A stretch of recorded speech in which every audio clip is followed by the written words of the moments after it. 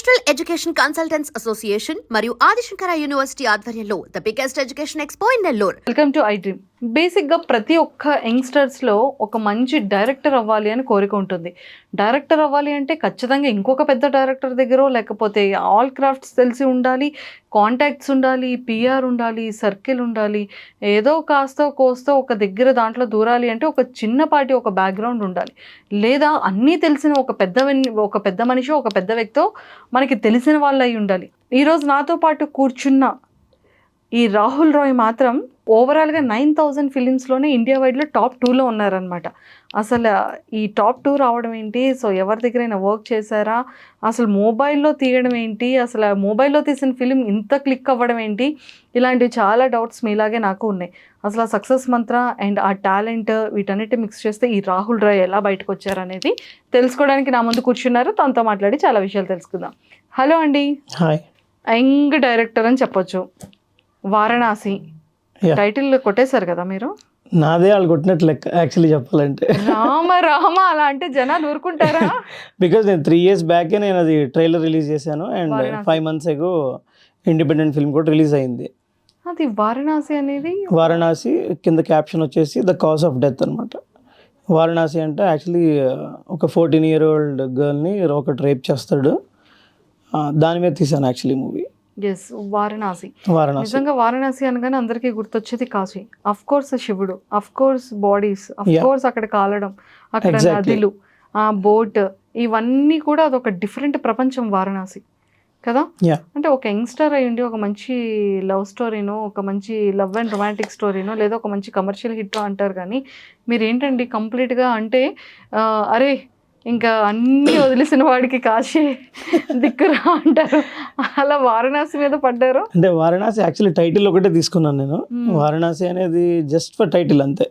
వాడి పేరు Varanasi characters name అనమాట. టైటిల్ రోల్ నరసింహ అని అతను ప్లే చేశాడు. యా, ఇందులో ఏం జరుగుద్దంటే వారణాసి అండ్ సిస్టర్ గౌరీ, తనకు ఒక ఫ్రెండ్ కృష్ణ అని ఉంటుంది. ఆ అమ్మాయికి 12-year-old గర్ల్, 12 or 14-year-old ఒకసారి ఇంటికి వస్తుంది. ఇంటికి వచ్చిన తర్వాత వీడికి కొంచెం కులం పిచ్చి. ఎవరికి? పాశం దుర్గా అనే ఒక వ్యక్తికి కులం పిచ్చి. పాశం దుర్గా ఎవరంటే వారణాసి వాళ్ళ ఫాదర్. ఏం చేస్తాడు, నువ్వే కులం తక్కువడివి అని చెప్పి అంటది ఆ అమ్మాయి కృష్ణ ఒక సందర్భంలో. అన్నప్పుడు నన్ను కులం తక్కువ దాన్ని నన్నే కులం తక్కువ అంటావా నువ్వు అని చెప్పి వాడు అమ్మాయిని రేప్ చేసి చంపేస్తాడు. 14 years ఇది సెంటెన్స్, లైఫ్ సెంటెన్స్ వేస్తారు. రిలీజ్ అయిన తర్వాత కన్న తండ్రిని కూడా చూడకుండా వారణాసి గాడు దుర్గాని చంపేస్తాడు. రిలీజ్ అయినాక ఆల్రెడీ శిక్ష అనుభవించి వచ్చిన తర్వాత కూడా అతని కోసం వెయిట్ చేసి 14 years తర్వాత తన చెల్లి ఫ్రెండ్ని చంపినందుకు గాను చంపేస్తాడు అనమాట. దానికోసం అనమాట. అంటే అట్ ఎనీ కాస్ట్ ఉరిశిక్ష అనేది కంపల్సరీ, వీటికి రేప్స్ చేసిన వాళ్ళకి ఉరిశిక్ష ఫైనల్ జడ్జిమెంట్ అవ్వాలి అని చెప్పి ఒక కాన్సెప్ట్తో నేను ఆ మూవీ తీశాను, Varanasi. That is Varanasi. Varanasi title అనేది అలా పుట్టుకొచ్చింది. యా, కాజ్ ఆఫ్ డెత్ అంటే యాక్చువల్లీ డెత్ చనిపోయిన తర్వాత అందరూ అస్థిక నిమజ్జనానికి దానికి వారణాసికి ఎలా వెళ్తారో ఇక్కడ ఏంటంటే దానికి కారణమే వారణాసి అయ్యాడు అనమాట. ఎవరి మరణానికి? వాళ్ళ తండ్రి మరణానికి. సూపర్. సో ఈ స్టోరీ ఇక్కడ వరకు చాలా బ్యూటిఫుల్గా ఉండింది. అండ్ ఫస్ట్ రాహుల్ రాయ్ అంటే అటు నార్త్ అబ్బాయా? కాదు, వెస్ట్ గోదావరి. వెస్ట్ బెంగాల్ కాదు, west Godavari. West Godavari. So మరి మా మేనత్త సోషల్ టీచరు, తన పేరు వెంకటేశ్వరి. తను రాజారాం మోహన్ రాయ్కి ఇన్స్పైర్ అయ్యి నాకు ఆ నేమ్ పెట్టింది అనమాట. రాయ్ అని తను యాడ్ చేసింది, రాహుల్ రాయ్. సో ఆ ఇన్స్పిరేషన్ కాస్త ఇక్కడ రాహుల్ రాయ్. మరి రాహుల్ రాయ్ ఆ ఇన్స్పిరేషన్కి తగ్గట్టు ఏమైనా చేశారా మరి? దాని ప్రకారమే నేను మెసేజ్ ఓరియంటెడ్ ఫిల్మ్స్ తీస్తున్నాను. Okay. Yeah, first RGV spark. అత్తకి కూతురున్నారు, ఇద్దరున్నారు కానీ వదిలి ఇద్దరు పెద్దవాళ్ళు. సో అయ్యో అత్త మిస్సింగ్. ఒకవేళ చిన్నోళ్ళనే పెళ్లి చేసుకున్నాను actually. Not interested in marriage ప్రస్తుతానికి నాట్ ఇంట్రెస్టెడా? ఫ్యూచర్ లో కూడా అసలు మాక్సిమం అయితే నా టార్గెట్ అయితే మ్యారేజ్ చేసుకోవద్దు అని. ఓ టార్గెటే పెట్టేసుకున్నారు. అంటే లైఫ్లో అమ్మాయి మీద విరక్తి వచ్చిన వాడో లేదో అంటే ఈ లవ్ అనే దాని మీద కంప్లీట్గా తొక్కేమీ లేదు, అసలు మనుషులే కాదు ఈ పెళ్ళి ఇదంతా మనం ఎందుకు అదంతా కాదు యాక్చువల్లీ అనుకున్న వాళ్ళు లైఫ్ నేను టైం ఇవ్వలేను. ఇప్పుడు ఫిల్మ్ ఇండస్ట్రీ అంటే యాక్చువల్లీ ఏదో బిజీలో ఉంటాం కదా, ఇంకా అంత బిజీ అవ్వలేదు. బట్ రాను బిజీ అయిన తర్వాత అవుట్ ఆఫ్ స్టేషన్ వెళ్ళొచ్చు. ముసలోళ్ళు అయ్యాక ఎవరు చూసుకుంటారు మరి? ఇప్పుడు మా పేరెంట్స్ని ఎవరు చూసుకుంటున్నారు? మీరు ఒక్కడనే కదా ఉన్నాను, నేను చూసుకుంటాను. బై ఈ ఒక్కళ్ళని ఎవరు బై చూసుకుంటారు ఛాన్స్ అంటే? నేను చూసుకుంటున్నా అంతే. అందరినీ చూసుకోవట్లేదు కదా బయట. ఎవరి పేరెంట్స్ని పట్టించుకోవట్లేదు. యాక్చువల్లీ ఇప్పుడు రాబోయే మూవీ కూడా పేరెంట్స్ గురించి అనమాట. పేరెంట్స్ని ఎవరు పట్టించుకోవట్లేదు అన్న ఒక కాన్సెప్ట్ మీదే నెక్స్ట్ మూవీ తీస్తున్నాను. అన్ని ఇండిపెండెంట్గా ఎందుకు వెళ్ళిపోతున్నారు అనేది నా డౌట్. ఎవరు సపోర్ట్ లేరా లేకపోతే ఏంటి? ఇండిపెండెంట్ ఎందుకు వెళ్తున్నా అంటే ఫస్ట్ ఎక్కడో విన్నాను నేను, మనల్ని నమ్మి మనమే ఒక 10 లక్షలు పెట్టకపోతే మనల్ని నమ్మి కొన్ని కోట్లు ఎలా పెడతారు బయట ప్రొడ్యూసర్స్ అని విన్నాను నేను. అదేవిధంగా నేను ఏం చేశానంటే వారణాసి అనే ఫిల్మ్ ఈ S24 ఈ ఫోన్తో తీశాను. మొత్తం మేకింగ్ కాస్ట్ 0 చేసి పోస్ట్ ప్రొడక్షన్ మొత్తం ప్రొఫెషనల్స్కి ఇచ్చాను నేను. Like editing, dubbing, DI, music ఇవన్నీ కూడా ప్రొఫెషనల్స్ చేయించుకున్నాను. అప్పుడు నాకు ఫిల్మ్ మేకింగ్ మీద ఒక ఐడియా వచ్చింది. దెన్ మా డాడీకి చెప్పాను, దీని బడ్జెట్ వారణాసికి నాకు ఒక 1 lakh అయిందంతే, సో దీనికి ఇంకో ఇండిపెండెంట్ ఫిల్మ్ తీద్దాము అని అనుకుంటున్నాను నేను. దానికి ఒక 10 lakhs పెడితే కొంచెం క్వాలిటీ మూవీ ఇవ్వచ్చు మనం బయటికి. ఇది ఓన్లీ టీవీ వరకు వస్తుంది, థియేటర్ రేంజ్ అయితే కాదు కదా, మొబైల్తో తీసింది. సో అందుకని FX3 కెమెరాతో ఒక ప్రొఫెషనల్ని హైర్ చేసుకున్నాం, KB అని చెప్పి. సూపర్ కెమెరామ్యాన్ తను, DOP KB. అది మా యాక్టర్ రాజా మైలవరపు అని ఉంటారు, ఆయన రిఫర్ చేశారు అనమాట KBని తీసుకోమని చెప్పి. సో ఆయన హైర్ చేసుకుని నేను ఒక అటజని కాంచన్ అని చెప్పి ఒక మూవీ తీశాను. అట్టజని కాంచన్ ఏదో మన తెలుగులో ఏదో ప్రోగ్రామ్ ఉంటుంది, పద్యం ఉంటుంది. అవునండి, పద్యం 10th క్లాస్లో ఉంది. ఆ పద్యం వచ్చేసి, ఆ పద్యాన్ని కాపీ చేశారా మీరు? టైటిల్ ఒకటే కాపీ చేస్తాను, పద్యాన్ని కాపీ చేయలేము అది, ఎందుకంటే అది హిమాలయ పర్వతాల గురించి ఉంటుంది. నేను అక్కడ దాకా వెళ్ళేంత బడ్జెట్ లేదు నాకు, జస్ట్ టైటిల్ ఒకటి తీసుకున్నాను అంతే. టైటిల్ వరకు తీసుకున్నాను. యా, అదే మూవీ కాన్సెప్ట్ ఏంటి? ఆ తల్లిదండ్రుల్ని పిల్లలు పట్టించుకోవట్లేదు, వదిలేస్తున్నారు. అంటే అంటే అక్కడికి చని అంటే వెళ్ళడం, అక్కడికి వెళ్ళి చూశాను. కాంచన్ అంటే చూడడం, అక్కడికి వెళ్ళి చూశాను ఒక క్యారెక్టర్, అక్కడికి వెళ్ళి చూశాను అనే దాని పేరే అటజన కాంచన్. ఎగ్జాక్ట్లీ. ఓకే, ఈ అటజని కాంచన్. అందులో ఈ అటజని కాంచన్ అనే ఫిల్మ్లో ఒక క్యారెక్టర్ ఒక చోటుకి వెళ్ళి వాళ్ళ తల్లిదండ్రుల యొక్క గొప్పతనాన్ని తెలుసుకుంటాడు. సేమ్ లైక్ ఇది ప్రవరుడు హిమాలయ పర్వతాలకు వెళ్ళి హిమాలయాలు ఎంత బ్యూటిఫుల్గా ఉంటాయి అన్నది అలసాని పెద్దన్ గారు రాశారన్నమాట ఈ పద్యం. ఆ పద్యం ఏంటంటే, అటజని కాంచ భూమిసురు డంబర చుంబిశిరస్స రజ్జరీ పటల ముహుర్లు తదభంగ తరంగ మృదంగ నిస్వనస్ఫుట నటనానుకూల పరిపుల్ల కలాప కలాపి జాలమున్ ఘటక చరిత్కరేణు కరకంపిత సాలము సీతశైలమున్ అని ఒక పద్యం రాశారు. అంటే ఏంటంటే అదంతా ఇప్పుడు ఎక్స్ప్లెయిన్ చేయడం అంత ఇది కాదు, ఎందుకంటే ప్రవరుడు అనే అతను యాక్చువల్లీ ఐసోలేటెడ్గా ఉండేవాడు.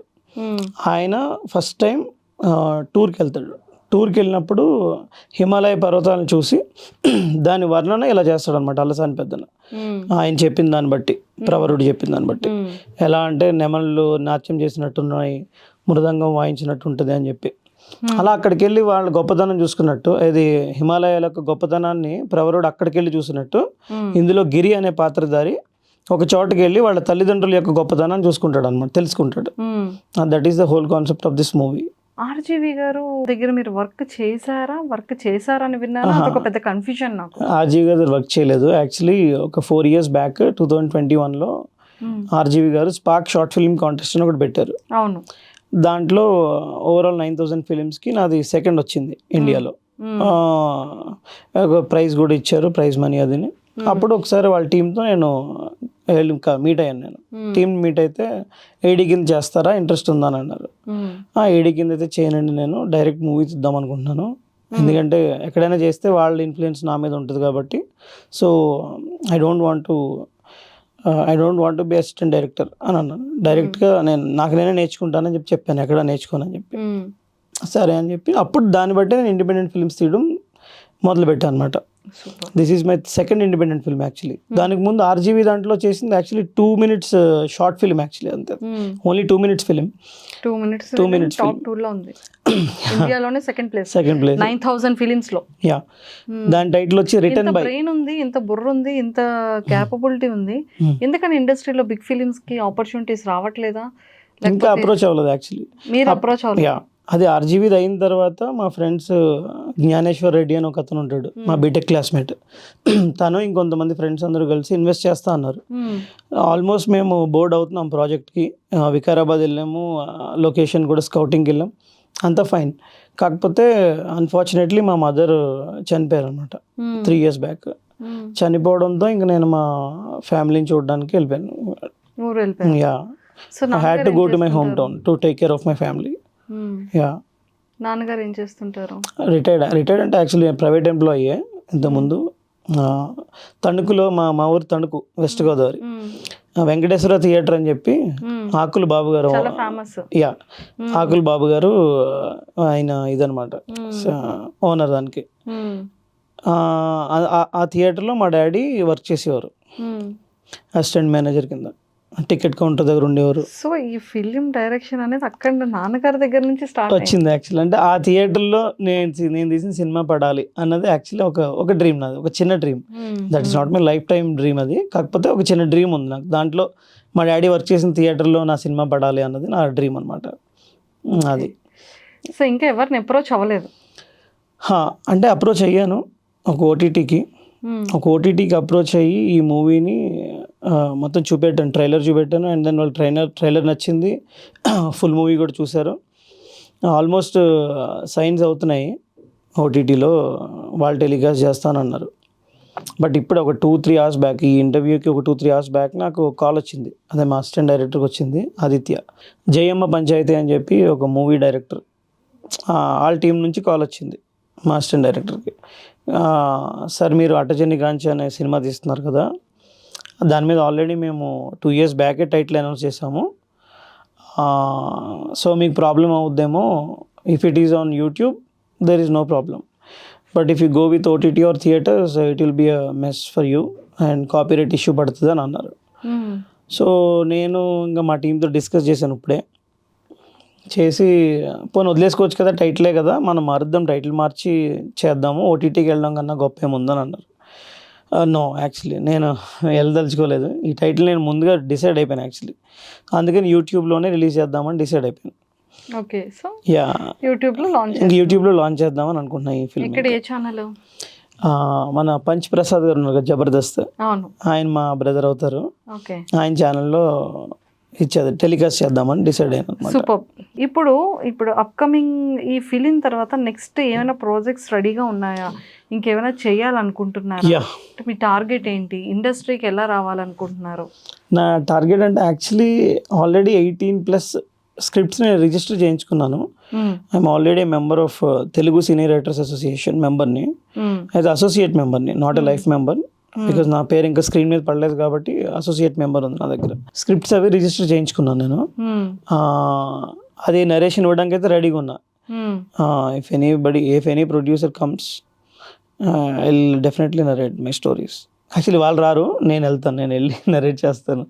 ఇది అయిన తర్వాత అప్రోచ్ అయితే బాగుంటుంది కదా అని చెప్పి. యంగ్ హీరోస్కి ఒక స్టోరీ ఉంటుంది, ఒక కాన్సెప్ట్ ఉంటుంది, ఇలాంటి యాక్టర్స్తో చేయాలి అన్న టార్గెట్ పెట్టుకొని స్టోరీ డైరెక్టర్స్కి ఏదైనా ఒక మంచి కాన్సెప్ట్ డైరెక్షన్ ఇలా అని పెట్టుకొని ఆల్రెడీ రాసుకుంటారు. అవును, ఐదర్ ప్రభాస్ గారు ఈ కాన్సెప్ట్ అయితే మాట మీ దగ్గర ఉన్న స్టోరీకి ఒక హీరోని ముందుగానే ప్రిపేర్ అవుతారు. అలా మీ దగ్గర ఉన్న స్టోరీస్లో మీరు ఏ హీరోస్తో ప్రిపేర్ అవ్వండి? 18 హీరోలు ఉన్నాయి నా దగ్గర, అన్ని కథలే actually. Only stories are heroes. నేను అది మాత్రం స్టబ్బన్గా చెప్పగలను, స్టోరీ లేకపోతే ఏం లేదు. నేను హీరోని డిసైడ్ అవ్వలేదు. To be frank, stories are heroes అనమాట. Your stories your main heroes. Yes, అందుకే నేను actually first movie title return by అని పెట్టుకున్నాను. నేను మూవీ టైటిలే రిటర్న్ బై. అందులో ఏంటంటే ఒక ఫాదరు కోవిడ్కి భయపడి వాళ్ళ కూతుర్ని ఒక అడవిలో దాచేస్తాడు. అక్కడికి దాని బాయ్ ఫ్రెండ్ వెళ్తాడు. వెళ్ళేసరికి ఆ బాయ్ ఫ్రెండ్ మీద కోపం వచ్చి చంపేస్తాడు. అక్కడ ఏంటంటే your end is written by your actions అని చెప్పి ఉంటుంది. మీ ముగింపు మీ చర్యల ద్వారా రాయబడుతుంది. వాడు ఆ టైంకి అక్కడికి వెళ్ళకపోయి ఉంటే గర్ల్ ఫ్రెండ్ మీద వ్యామోహంతో వాడు చనిపోకపోతాడు. అది రిటర్న్ బై అనమాట. అంటే రిటర్న్ అంటే నా ఉద్దేశం స్టోరీ, నాకు యాక్చువల్లీ స్టోరీ